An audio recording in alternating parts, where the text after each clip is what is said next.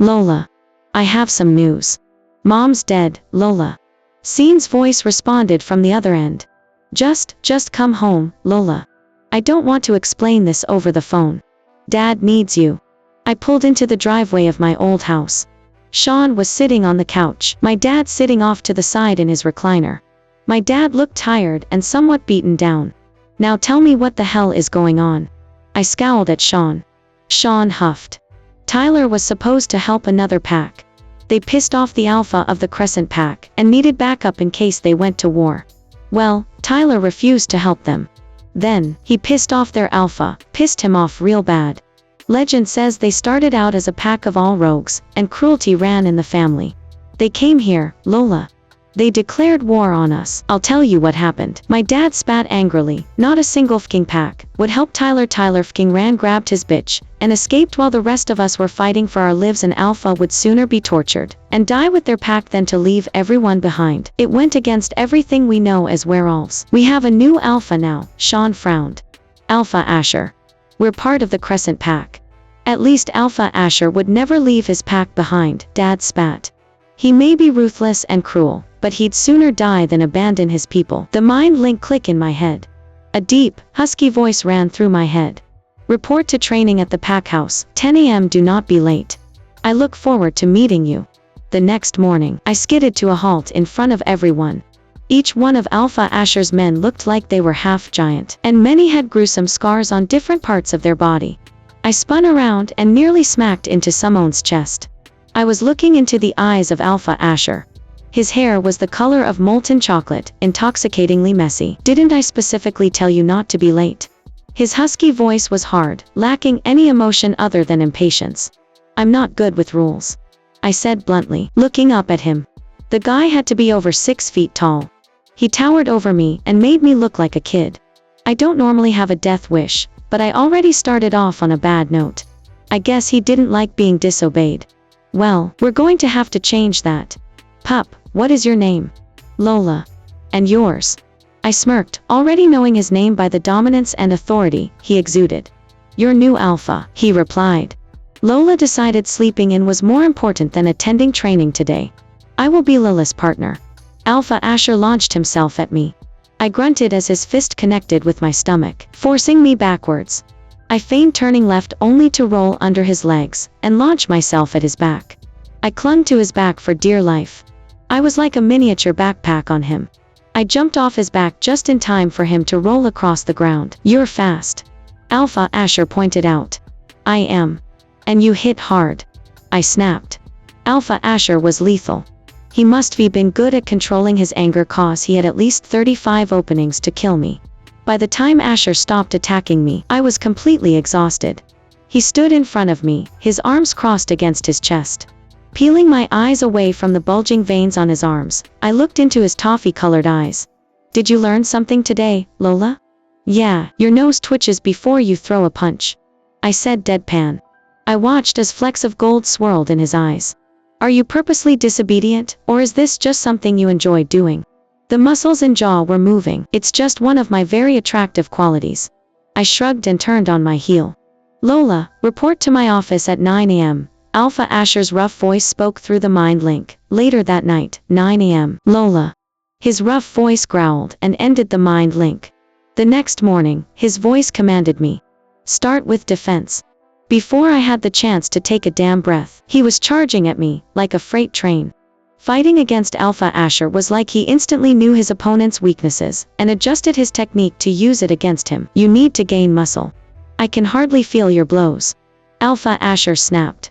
I'm only 105 lbs. Not all of us can walk around jacked.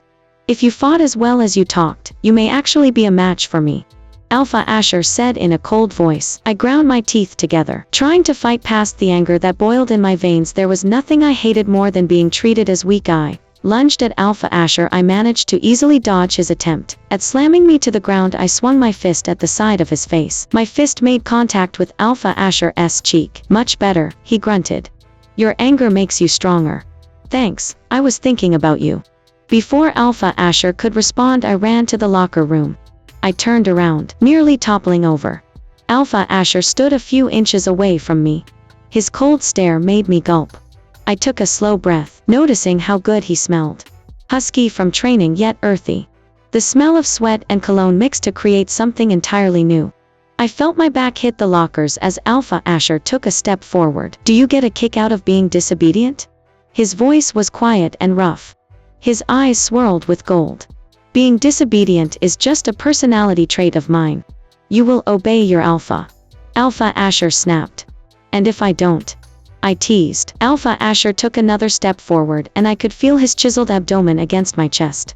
I found myself wanting to look down at his lips and instantly rejected the idea. Now wasn't the time to act like a dog in heat. Don't test my patience, Lola. AlphaAsher snapped. My apologies, Alpha.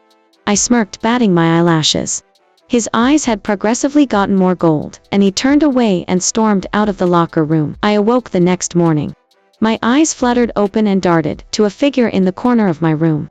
I felt my heart jump. What the hell?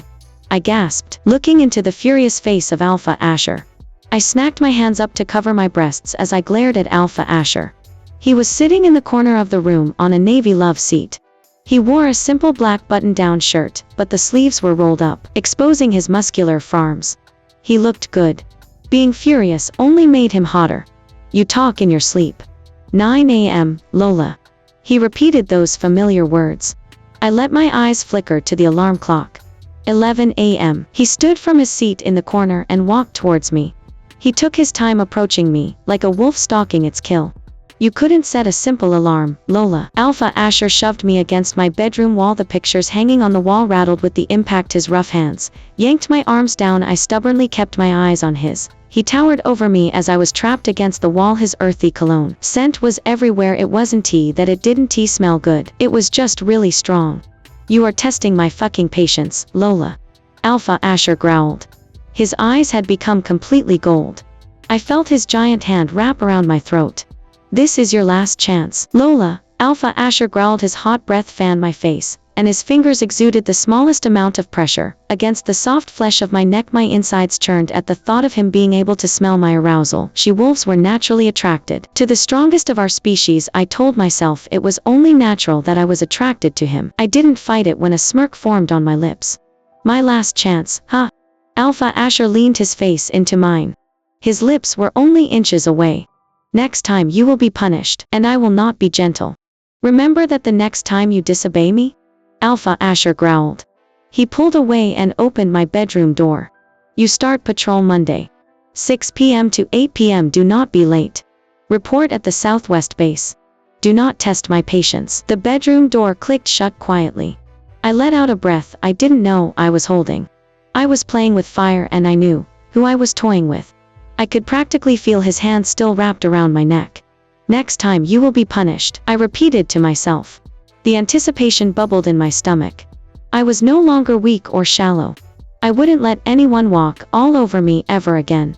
If any of those pups mess with me, I'll bite their damn head off. I braced myself. Turns out I wasn't the only thing that had changed.